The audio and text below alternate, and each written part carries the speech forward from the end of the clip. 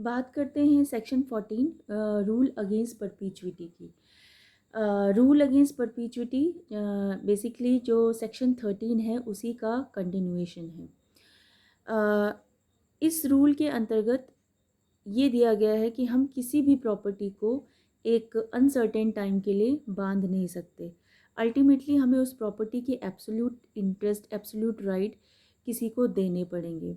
और ये इसलिए भी ज़रूरी है ताकि प्रॉपर्टी का जो फ्री फ्लो है वो एक सोसाइटी में होता रहे, जिससे कि गवर्नमेंट को भी है जो है इकोनॉमिक बेनिफिट मिलता रहे।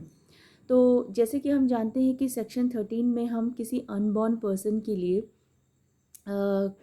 उसके बेनिफिट के लिए किसी प्रॉपर्टी को ट्रांसफ़र कर सकते हैं। बस कंडीशन यही है कि हम उसको डायरेक्ट ट्रांसफ़र नहीं कर सकते, हमें उससे पहले एक ट्रस्ट बनाना पड़ेगा। ट्रस्ट बनाना पड़ेगा मतलब कुछ लाइफ इंटरेस्ट क्रिएट करने पड़ेंगे, और वो लाइफ इंटरेस्ट जब क्रिएट होंगे तो उसके बाद अनबॉर्न पर्सन को हम उस प्रॉपर्टी को एब्सोल्युटली ट्रांसफ़र कर देंगे।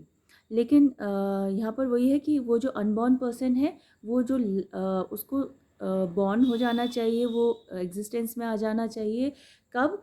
जब तक कि जो लास्ट लाइफ इंटरेस्ट है वो जीवित है, मतलब उसके जीवित रहते रहते अनबॉर्न पर्सन को एग्जिस्टेंस में आ जाना चाहिए।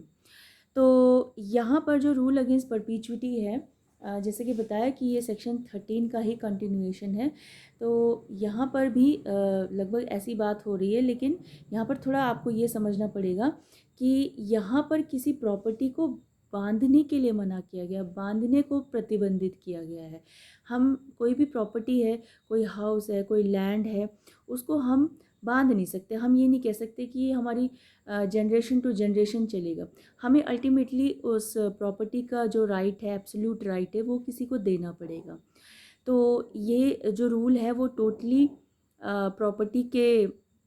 प्रॉपर्टी को मतलब एक सीमित दायरे में बांधने से प्रतिबंधित करता है। तो इस वजह से ये रूल, इसको कहते हैं हम रूल अगेंस्ट परपीचुइटी। तो अब इसमें कुछ एक एग्जांपल देख लेते हैं कि सपोज़ कोई पर्सन ए है, तो वो एक्स के फेवर में लाइफ इंटरेस्ट क्रिएट करता है, फिर वाई के फेवर में लाइफ इंटरेस्ट क्रिएट करता है, फिर जेड के फेवर में लाइफ इंटरेस्ट क्रिएट करता है। अल्टीमेटली उसे किसी अनबॉर्न पर्सन के फेवर में लाइफ इंटरेस्ट नहीं, एब्सोल्यूट इंटरेस्ट क्रिएट करना पड़ेगा।